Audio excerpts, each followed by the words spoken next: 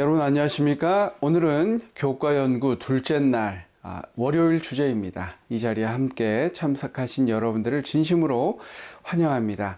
오늘의 주제는 육신의 욕망에 미혹되어 라는 주제인데요. 우리 다 함께 기도하고 연구를 시작하도록 하겠습니다. 감사하신 아버지 하나님, 우리의 해결되지 못한 죄를 가지고 우리가 주님 앞에 서지 않도록 주님 우리를 도와주옵소서. 말씀은 연구의 시간을 통해서 다짐하고 성령을 간구하는 귀한 이 시간이 되도록 주님 인도하여 주시옵소서. 모든 말씀 예수님의 이름으로 간절히 기도합니다. 아멘. 여러분 먼저 성경 말씀 에베소서 2장 3절의 말씀을 함께 읽도록 하겠습니다. 전에는 우리도 다 그 가운데서 우리의 육체의 욕심을 따라 지내며 육체의 마음에 원하는 것을 하여 다른 이들과 같이 본질상 진노의 자녀이었더니, 에베소서 2장 3절의 말씀입니다. 하나님의 개입이 없었다면 인간의 존재는 어제 이야기한 것처럼 외적인 힘만이 아니라 이 내적인 것, 즉 육체의 욕심을 따라 지내며 육체의 마음에 원하는 것을 하며 그것에 의해 지배받고 살아가는 그런 인생일 것입니다. 이 바울이 에베소 교회에 이야기하고 있는 이 친근한 사람도 그러하고 지금 이 시대를 살아가는 우리도 마찬가지입니다. 즉 본능의 지배 아래 살아갈 것입니다. 여러분, 그러면 우리는 어떻게 이 죄된 본성과 싸워 이길 수 있을까요? 여기 그림을 한번 보시기 바랍니다. 양들 사이에 조금 비슷하지만 다른 짐승이 있습니다. 바로 늑대입니다. 그들과 잘 어울려 살고 착하려고 노력하고 본능을 감추고 양인 것처럼 흉내내며 살아갈 수 있습니다. 하지만 그 주인이 지켜보지 않거나 남이 나를 지켜보지 않는다는 것을 알게 되면 그의 본능이 깨어나 날카로운 이빨과 발톱으로 그 양무리들을 괴롭히고 혼돈에 빠뜨리게 합니다. 먼저 우리가 인정해야 할 것이 있는데, 그것은 우리 안에 죽지 않고 살아있는 죄의 본성이 존재한다는 것입니다. 우리가 그 늑대라는 것을 먼저 인정해야 한다는 것입니다. 여러분, 우리가 잘 아는 로마서에는 다음과 같이 이야기하고 있습니다. 로마서 8장 7절인데요. 육신의 생각은 하나님과 원수가 되나니 이는 하나님의 법에 굴복하지 아니할 뿐 아니라 할 수도 없음이라. 여러분, 사람이 처음 창조되었을 때는 그 마음과 삶이 하나님의 뜻에 완전히 조화되어 있었습니다. 하나님의 율법의 원칙이 그의 마음에 쓰여 있었습니다.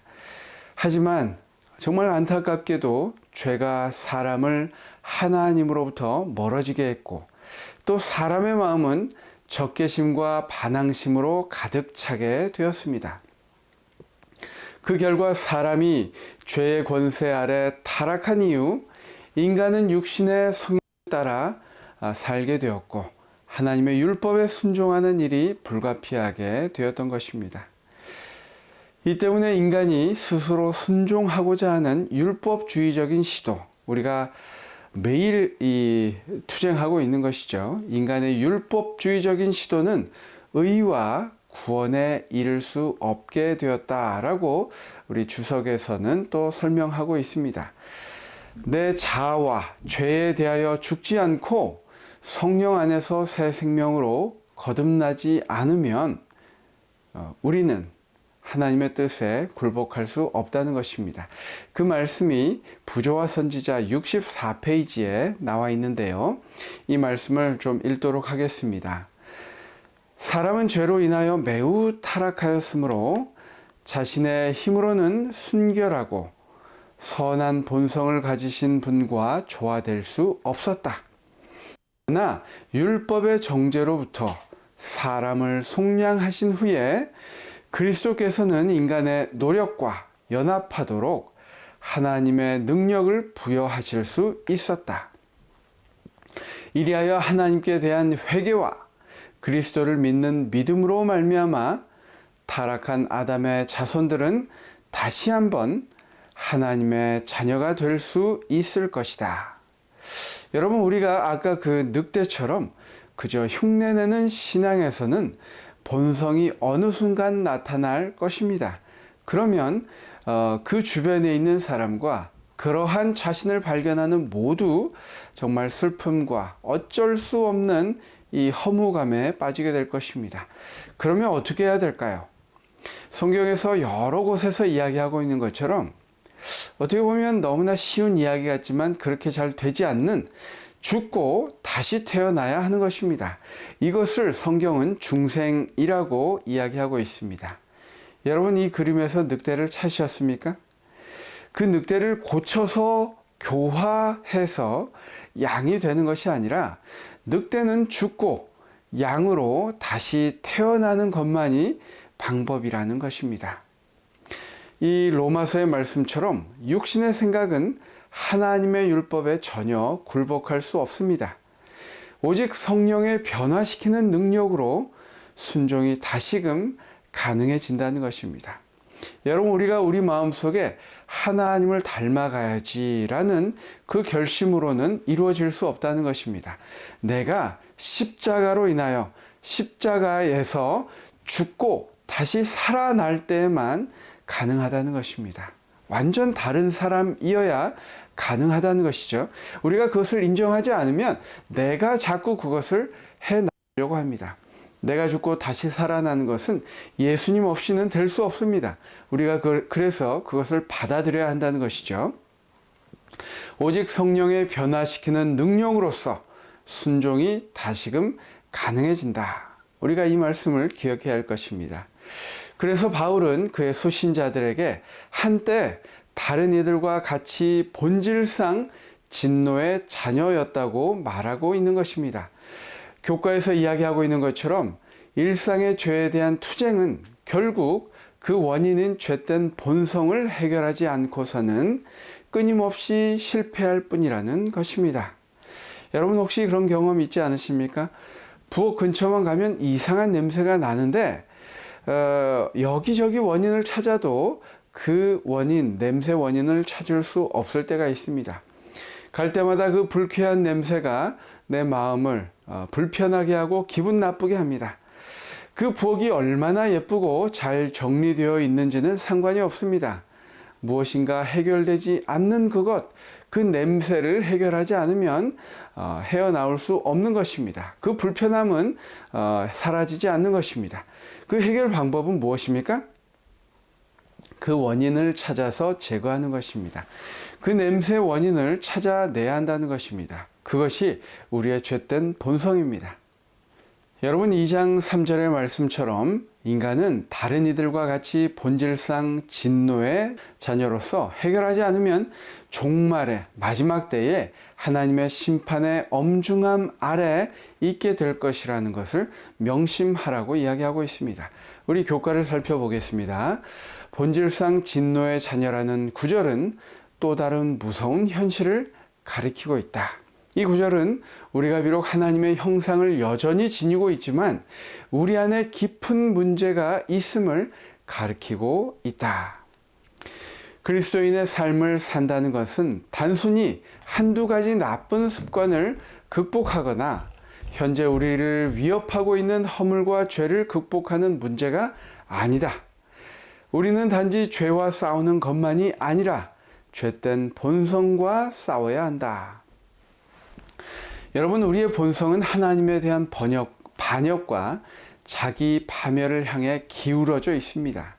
정말 뜨거운 날 엿가락이 기울 수밖에 없는 것처럼 우리는 기울어진 본성을 가지고 있습니다. 인간은 본성적으로 사탄의 명령과 우리 자신의 타고난 죄악된 욕망을 가지고 자기 파괴적이고 죄악된 행동의 유형에 사로잡혀 살아가고 있습니다. 그래서 바울은 신자들도 한때 본질상 진노의 자녀였다라고 말하는 것입니다. 여기에서 과거 시제를 사용했다는 점은 아주 중요합니다. 하지만 그것이 신자들의 타고난 악에 대해 기울어진 이 성향에 대해서 이제 무시해도 된다라는 것은 아닙니다.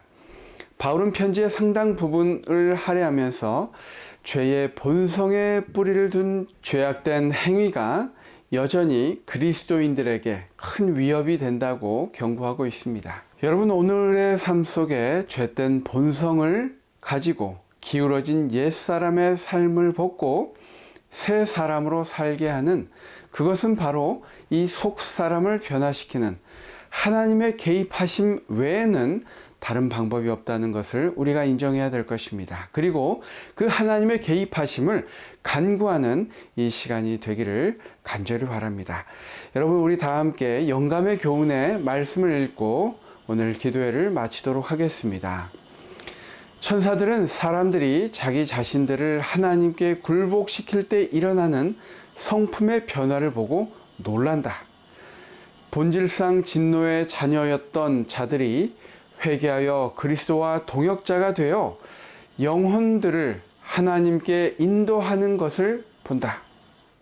그들은 흑암 가운데 있는 자들이 이 악하고 패역한 세대에 도덕적 밤을 비추는 빛이 되어 있는 것을 본다.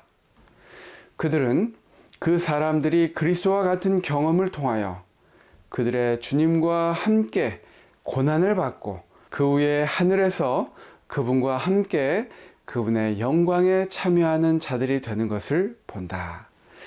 증언보감 2권에 있는 말씀입니다. 우리가 변화되는 것을 보고 천사들이 놀란다는 것입니다. 우리가 새로운 사람이 되는 것, 새로운 존재가 되는 것을 보고 하늘에서 그 영광을 누릴 것을 우리 이 증언보감에서는 이야기하고 있습니다. 여러분, 우리 모두가 이러한 변화를 원하지 않습니까? 우리가 이 일을 위하여 우리 함께 기도하게 되시기를 바랍니다. 기도하고 마치도록 하겠습니다. 속사람이 변한 새 사람으로 새로운 삶을 살기를 주님 원합니다. 우리의 옛사람이 끊임없이 죄된 본성으로 나타나서 이 삶을 반복하여 욕심을 따라 살아가는 그러한 저의 모습을 다시 한번 회개하며 부끄러운 그 마음으로 주님 앞에 나와 주님께만이 우리를 고쳐주실 수 있다는 그 말씀을 붙잡고 주님 간구하오니 주님 오늘 저의 삶에 개입하여 주시고 주님 인도하여 주시옵소서. 예수님의 이름으로 간절히 기도합니다. 아멘. 여러분, 이 시간은 각자 개인 기도하는 시간입니다. 여러분, 오늘 배운 내용들을 생각하시면서 우리가 이 죄된 삶을 반복하지 않도록 하나님께 열렬하게 간구하게 되시는 귀한 기도의 시간이 되기를 간절히 바라면서 우리 또 내일 뵙도록 하겠습니다. 감사합니다.